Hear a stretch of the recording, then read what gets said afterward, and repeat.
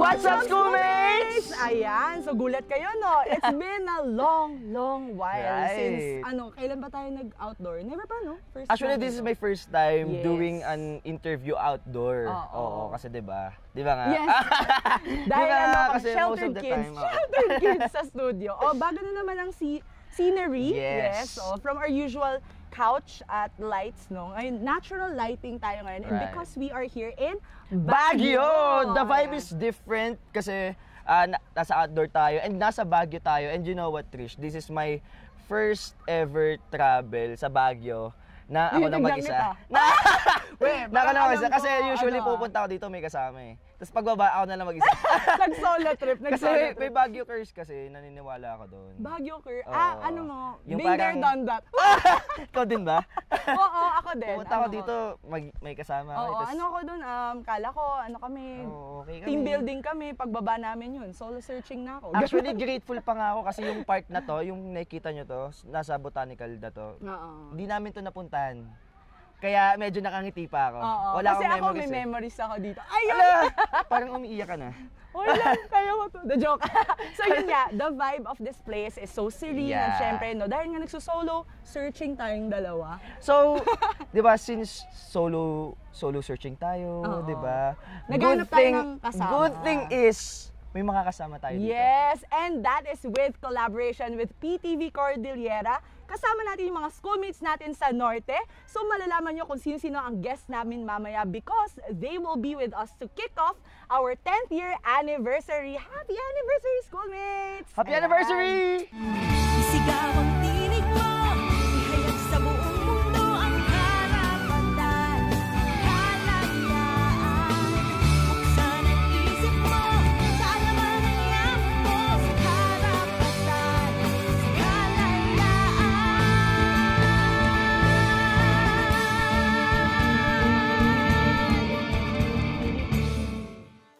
So, right now, dahil nandito tayo sa Baguio ngayon, marami tayong pag-uusapan but out of all those topics, ang pinaka-curious tayo is about culture, arts, yes. At syempre, what better way to know about it than talk with the locals at pag-usapan how their society is really like. And also, syempre, kailangan din natin silang i-introduce. Yes! At sino-sino nga ba ang mga kasama namin? Dami naming intro, no? So malalaman nyo na kung sino sila. And here are our guests. Si Jodel! Hi! Si Raya! And si Miss Grazel! Anyway, say Argo! Yan, diba? Kala mo yung entrance nila pang hello, housemate, joke lang. Ayan, so guys, kamusta naman ang inyong first ever collaboration ba natin With us? With us, yan. So, anong feeling na kayo naman ang guest ngayon? Sanay na sanay kayo na host, di ba? Ayan. So, Jodel, ikaw, alam ko, parang reporter, reporter ka. Can you share with us saan ka lumaki? Kung may mga tribes ka ba na you are a part of here? And of course, what are your current endeavors ngayon sa PTV? Ayan, so hello po. Ako po ay lumaki dito sa Ukap Itogon, dito sa Benguet din. And then, actually, half Muslim ako. Wow. Yung mother side, yung sa mother ko, siya yung pure Muslim. Pero yung father ko, sa Ibaloy. Pero dito ako lumaki sa Cordillera. So lumaki ako sa kultura ng Cordillera. And then, ngayon, nagtatrabaho ako as a news reporter ngayon dito sa PTV Cordillera. For how long na? Actually, kakapasok ko pa lang. Fresh na Ganun. Fresh face. So, mixed cultures, no? So, meron ka bang sample of which na, parang favorite cultural practice mo here? Yes, actually, yung dito talaga sa amin, number one talaga dyan yung inayan. Kumbaga, yung inayan kasi natin, ito is principle ng respect. Dito sa buong Cordillera, no matter what, yung hindi ka dapat gagawa ng masama sa kapwa mo. So yun yung principle namin ng mga Cordilleran dito, na meron yung respect natin pagtutulungan sa bawat isa. Is there a similarity ba sa paniniwala ng mga Muslim and Cordillerans? Ayan, actually, yung sa Muslim din lang, very diverse kami. Yung dun nga sa amin sa bahay, kaya Tagalog kami doon kasi nanay namin hindi rin makapag-Ilocano. Pero alam ko rin mag-Ilocano dun sa amin. Pero pagka yung nanay ko kasi OFW na sa bahay siya. Ay, nasa OFW siya, nasa bahay siya. Gusto ko yung OFW sa bahay siya. Ayun siya. Pero pag meron yung nanay ko, talagang balance pa din yung culture namin sa bahay. Kumbaga, di ba sa Muslim, alam natin na bawal kumain ng baboy. Ganon. Sa Cordillera, okay lang siya kasi yung culture namin. Kakaiba yun Oy, first time ko yun malaman Pag meron yung nanay namin, talagang respect sa culture ng mother side. Hindi talaga kami kumakain ng baboy. Pero yung nanay ko, very acceptable naman sila na alam naman nila na kumakain pa din kami ng baboy. Pero pag nandun talaga sila, talagang respect. O yan, first buzzword natin, inayan. Tama ba? Yes. Inayan. So, punta naman tayo kay Raya. Raya, na maganda ang kanyang fit checks, giving strawberry Ang ganda fields. nga chromatic Gano? blues. Grabe. Talagang Baguio Field. Yes, I love the fit Ayan. check. So, Raya, can you tell us something about kung saan ka lumaki? And of course, right now, PTV schoolmates din ka, no? From sa Norte. So, can you tell us something about that? Yun, high school mates, ako si Raya. I'm the previous PTV host. Actually, kami yung first batch talaga ng schoolmates sa Norte, which is great. Kasi we had yung tawag dito, satellite sa amin sa PTV Cordillera. At the same time, I was born in Baguio City, but I grew up, siguro mga 6 years sa Tarlac. But we went back to Baguio, which ngayon, I'm here and I've been with the culture, ayan. And alam ko na rin kung paano ang Baguio City since this is where I stayed. So, kakaiba ba yung parang culture and practices in Tarlac? Kasi medyo nasa mas na yun, palapit na yun to the Manila areas, and right now, nandito ka sa Baguio. Nagkaroon ka ba ng shift in terms of parang mindset coming from Tarlac to here? Yes, actually, because here in Baguio City, talagang meron tayong culture preservation. Talagang nakikita natin who are the locals sa Baguio City. Compared with sa Tarlac, Kapampangan sila, but I do not really notice kung ano ba talaga ang meron sila sa culture, tradition sila. But in Baguio City, it's really evident sa lahat ng celebrations. Kahit even in school, involved ang attires natin, involved ang practices, ang values ng mga Cordillerans. Ayan, it's really seen here in Baguio City. Kakaiba yung niya, no, mindset shift niya. But I would say na it's a good feeling din na medyo malapit sa Manila, then umakyat ka here. You're still able to see that stark difference and incorporate it into your daily life. Kasi yung iba culture shock. Di ba yun yung tawag? Meron ako noon. Meron ako actually when I moved here during high school, talagang na-culture shock ako. May mga terms na hindi ko alam, the way they speak. Ayan, nagugulat ako kasi different maraming languages ang meron dito. Hindi lang siya Ilocano. Marami tayong malalaman from them na iba't ibang languages dito sa Baguio City since it's a melting pot. Pero lahat ng culture, kahit nandito yon, it's preserved talaga ang culture.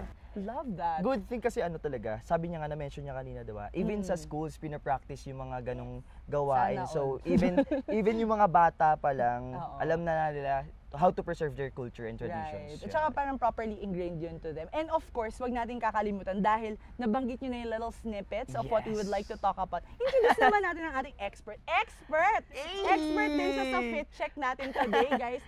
Please admire Miss Grazel. Hi, Miss Grazel. Hi. Dahil same din yung tanong namin sa kanila, do you have any cultural tribes that you are part of here? And of course, kung may mga orgs ka na kasapi ka, no? And other errands. Yeah. Errands? Yes. Kasi daw, parang narinig ko kasi parang she did lots of gigs pa. Nag-gigs. Oo nga, medyo multi-talented din yung mga Diba? guests natin today. Miss Grazel, go ahead. Ako naman, I was born and raised sa municipality ng Mangkayan within Benguet. But I am a full-blooded taga-Mountain Province. So, talagang tubong dito sa Cordillera talaga. Nag-host din naman ako sa PTV din. Ang focus dito is to showcase yung cultural people, culture, and of course, yung mga spots na nakikita natin within Cordillera.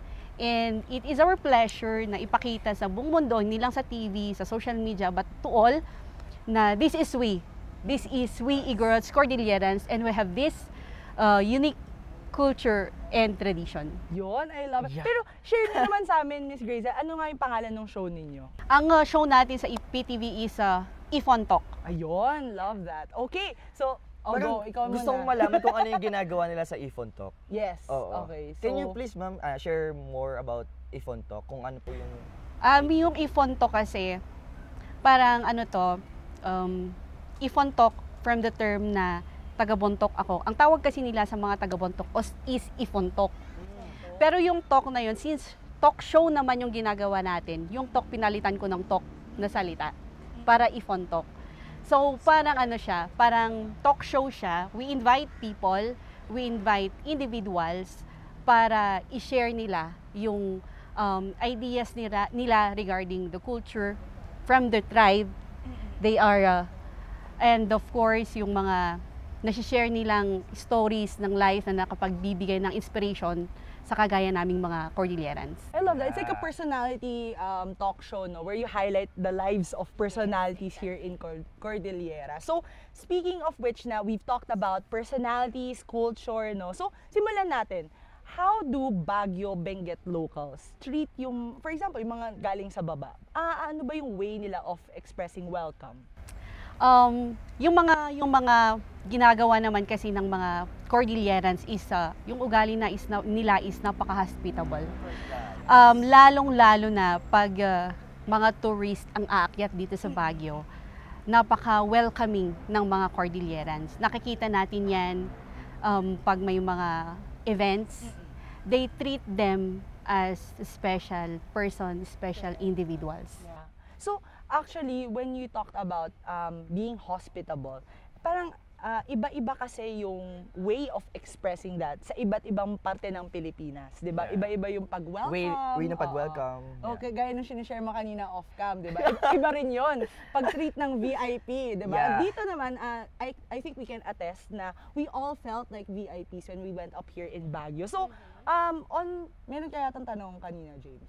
Actually, I have questions. So, yung na-mention na-mention yung about sa culture and ethnicity. I just have question kay Raya and Judel na ano kaya yung mga dapat iwasan ng mga tao or dapat malaman ng mga tao about sa ethnic terms or practices. Kasi syempre, sobrang importanteng galangin yung mga differences ng bawat isa. No? Especially ngayon na Lalo nasa na Baguio sinabi tayo. niyo yung inayan. Yes, kanina. also. Oo. Para maiwasan din yung cultural appropriation, di ba? Oo. So, napaka-importante na malaman natin yung ethnicity ng bawat isa and yung practices. Well, here in Baguio City, nasabi ko kanina that we are a melting pot. So maraming iba't ibang groups ang meron dito. So, para sa akin, some misunderstood that all of the groups here can be called Igorot. Yeah. Right. So, the proper term, the ethno-linguistic term na tama para dito is Cordillerans talaga. Kasi not everyone recognize themselves as Igorots. Hindi lahat tinatawag na Igorot. For them, some of them, it's offensive.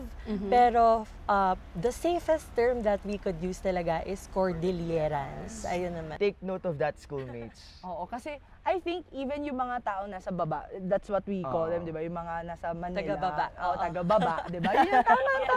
Kasi one of the misconception din talaga Oo, yun eh. na sinasabi nila na, so akit ka sa Baguio, makikita mo yung mga Igorot. Hindi lang naman sila yung nandito, Yes. no? So, a lot of the people or cultures here are Cordillerans. So, that's a nice term that we should know also. Yeah. After niya sinabi na we should call everyone here as Cordillerans, can you Yeah. give us a brief parang introduction? Ano-ano nga ba yung mga tribes or ethnicities na nandito na tinatawag nating Cordillerans? Kung Yeah, hindi para lamang hindi siya sila mga ma-generalize. Igorots, Oo. sino pa ba ang mga nandito? Dito sa Baguio, there are lots of tribes na andito. Yung iba na dito na nakatira, dito na pinanganak, dito na lumaki. But known na kasi yung sabi ni Sir kanina, ang Ibaloy, Kankanaay, Kalanguya, Ibontok, Ifugao. May mga yung mga 7 provinces ng Cordillera, andito na po sila. And alam natin in one, like for example ang Benguet, there are tribes na Kalanguya, Ibaloy, Kankanaay. So in every provinces dito sa Cordillera, hindi lang iisa ang tribe. Yeah, there like a mix. yeah, mix talaga. So in general dito sa Baguio, andito lahat ng tribo ng Cordillera. Yes. Iyon. So, in terms of parang differences of practices, meron bang way to differentiate ang Kankanaay Yes, sa oo. Ibaloy, sa Ifugao? So, is there a way to differentiate them? Siguro ang nakikita lang natin when it comes to culture, pagkakaparehas din naman yan eh. Yung way lang, for example, on playing gongs, magkaiba-iba. Iba-iba yung the way na to play yung mga gongs. And of course, yung language. There are lots of languages dito sa Cordillera. Hindi lang iisa, hindi lang Hankanaay, hindi lang Ilocano, marami pa. How about sa attire, ma'am, and practices? Mayroon din po bang differences yung bawat tribes po na na-mention ninyo kanina? Exactly, there is. Kasi iba yung kasuotan ng mga taga-Ifugao, iba naman ang kasuotan ng taga-Mountain Province, iba naman ang kasuotan ng Benguet. Apayaw, magkakaiba talaga. Doon mo makikita na in every tribe, may nakaalat na different kind of culture or clothings na para talaga sa kanila. Ang ganda kasi na-mention ni ma'am kanina na sobra dapat nating i-digest as Gen Zs, no? Na dapat nating malaman. And my second question would be, parang, kamusta naman po yung participation ng mga Gen Zs and their knowledge about these local practices? Kamusta naman po yung mga ganun? Yes, anyone can answer. Yes, let's go, Gen Z. Naki-join. Gen Z, give. I sense an Oh, age kasi gap. parang ngayon kasi, di ba? Wag mo simulan. Wag mo akong simulan. Go, Judel. Ayan, so yun nga, sa Gen Z naman, talagang naipapasa natin siya kasi unang-una pa lang sa education natin, namomold na. Kasi sa lahat ng mga paaralan natin dito sa Benguet, talagang meron yung mga cultural groups sa mga school. And then, akalain natin mga 3 years old, mga 5 years old, nagpe-play na ng gang, sumasayaw na ng cultural dance. So doon pa lang namomold na. And at the same time, sa upbringing nila sa family nila, talagang nandun na rin na ituturo na rin sa kanila yung kultura talaga ng Cordilleran. Yun siya. And then yung sa mga age naman natin ngayon, I think talagang nakikiparticipate pa rin sila. So despite na medyo modern, medyo tech na tayo ngayon ganun, pero at pagka sinabi mo na sasayaw talaga, for example, tayaw, meron yung tayaw natin, talagang alam nila yan, talagang naka-engrave na sa sarili nila kung ano yung kultura. Kumbaga pag may tayaw dyan, alam na nila yung step, sasayaw na at sasayaw sila dyan. Kaya meron nga yung social experiment na nangyari ng vlogger, kung napanood nyo dito sa Malcolm Square. Nag-play lang siya ng doon, ng music, ng cultural music. Talagang meron na. Diverse na, biglang sasayaw na, marami nang sumasayaw dyan. So talagang naka-engrave talaga siya. Alam mo, sobrang importante talaga ng culture and arts education, lalo na sa mga kabataan. As a Filipino artist. Yes, as a Filipino artist. And kasi ako, BCAED ako, Bachelor of Culture and Arts Education ako. So, sobrang importante talaga ng mga eduk teachers na nagtuturo ng culture and arts to transmit our cultural heritage, lalo na yung tangible and intangible things natin, especially lalo na sa mga kabataan na masyado nang babad sa modern technologies and such, 'di ba? Parang they tend to think other things rather than their cultures itself. So napaka-importante talaga na sa bata pa lang alam na nila. And yung part kasi ng culture and arts education is to transmit one culture to another generation. So napaka-importante na bawat culture is natuturo and also nanonote kasi sa culture and arts education, 'di ba? Even the music, the dance is very well notated. So 'di ba? Well, technically sa ibang tribes naman yung mga music nila is hindi naman siya nanonotate kasi they use instruments na 'di ba? Na it's so difficult to notate. And sa mga dances naman, by the help of culture education, nanonotate din yung way nila ng pagdance. That's why natuturo din sa mga estudyante. So napaka-importante ng mga bagay na ganito na dapat pagpatuloy nating binibigay sa mga estudyante, not just here in Baguio, but also to different provinces na let us preserve our traditions and culture para mas mabuhay pa and hindi mamatay. Yung inaaral nila, hindi lang yung sa sarili nilang cultural or ethnicity. Kumbaga, for example, Ibaloy ako. Hindi lang yung Ibaloy yung inaaral ko na kultura, kundi diverse. Lahat talaga ng kultura dito sa Cordillera inaaral. Kaya yung sa mga elementary din natin, I commend DepEd. Kasi pinasok nila yung mother tongue. Actually, pinasok nila yung mother tongue mula grade 1 to grade 2 ata. Nung mga grade 3 ng Ibaloy, yung mother tongue. Yun yung kagandahan niya. And actually, hindi ko nabanggit kanina, I am part of the Sangguniang Kabataan here in Baguio. Yes. Actually, a graduate leader. A graduate leader. Love that. Yes.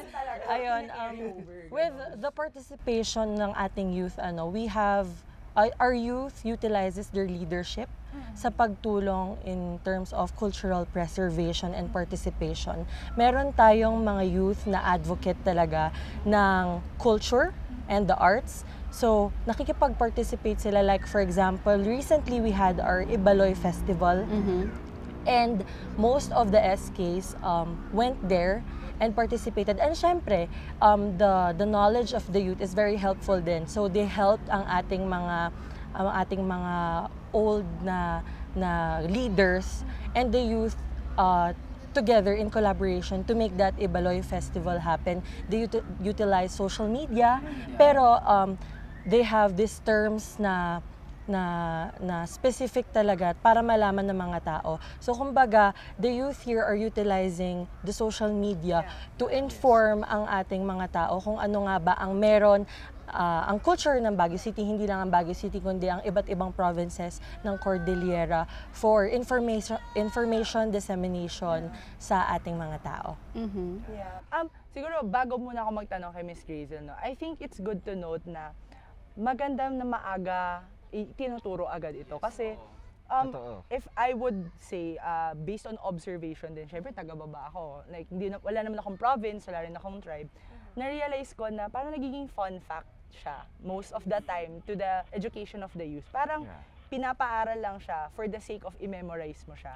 Honestly, I am ashamed to be in presence of a lot of my, syempre mga kababayan ko kayo na, gabi, feeling ko turista ako sa sarili kong bayan kasi hindi ko alam itong mga ganitong terms at syempre yung mga kasuotan na parang to others, they would think it's cultural appropriation for me to wear these kinds of clothing when I did not earn the knowledge for me to be able to live. Kung ano yung sinisignify ng mga kasuotan yun.